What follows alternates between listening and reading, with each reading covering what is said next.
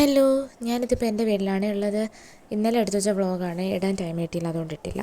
പിന്നെ ഇതെൻ്റെ മാമനാണ്, പിന്നെ അത് മാമൻ്റെ മോൻ. ഞങ്ങളെല്ലാവരും കൂടെ ഒരുമിച്ചാണ് ഇവിടെ താമസിക്കുന്നത്. അതുകൊണ്ട് എൻ്റെ വീട്ടിൽ വരുമ്പോൾ എനിക്ക് നല്ല സമയം പോകും. അടിപൊളിയാണ് നമ്മളെ വീട്ടിൽ എല്ലാവരും കൂടി ഇരുന്ന്.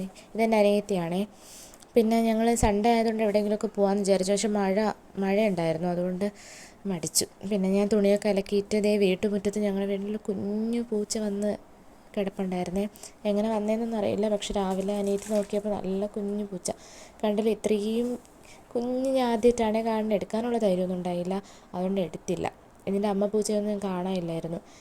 കുറച്ച് കഴിഞ്ഞപ്പോൾ അപ്പുറത്തുണ്ടായിരുന്നേ അമ്മ പൂച്ച. പക്ഷേ ആ അമ്മ പൂച്ച കണ്ടിട്ടൊരു മൈൻഡും ഇല്ലാതെ അങ്ങനെ വെറുതെ ഇരിക്കുന്നു. അതുകൊണ്ട് എടുത്തുകൊണ്ട് പോകുന്നില്ല എന്ന് മനസ്സിലായതുകൊണ്ട് പിന്നെ നമ്മൾ പരീക്ഷണത്തിനൊന്നും തയ്യാറായില്ല. അങ്ങനെ വീടിൻ്റെ ബാക്കിൽ തന്നെയാണ് കുഞ്ഞു പൂച്ചയെ കൊണ്ടുവച്ചത്. അമ്മ പൂച്ച ഒരുപാട് പൂച്ച നമ്മളെ വീടിൻ്റെ ബാക്കിൽ വരാറുണ്ട്.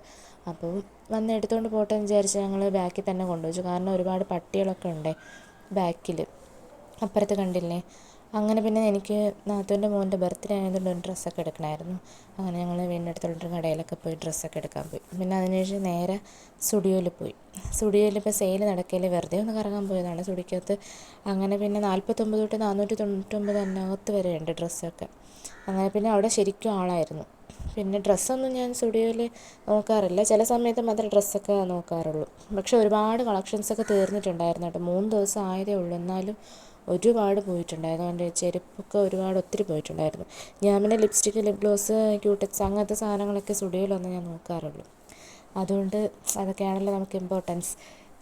പിന്നെ അത് കഴിഞ്ഞ് എല്ലാം നോക്കിയിട്ടൊക്കെ ഞാൻ വീട്ടിൽ വന്നു. ഇതാണ് കേട്ടോ എൻ്റെ അമ്മ.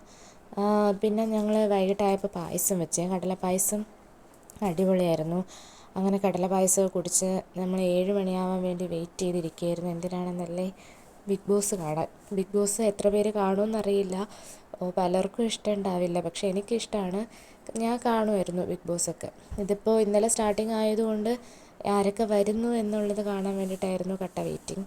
അങ്ങനെ ലാലേട്ടനൊക്കെ കണ്ടില്ലേ. പിന്നെ ഇതൊക്കെ കണ്ട് നമ്മൾ ഫുഡൊക്കെ കഴിച്ച് കിടന്നുറങ്ങി. അപ്പോൾ അത്രയേ ഉള്ളൂ. ടാറ്റാ.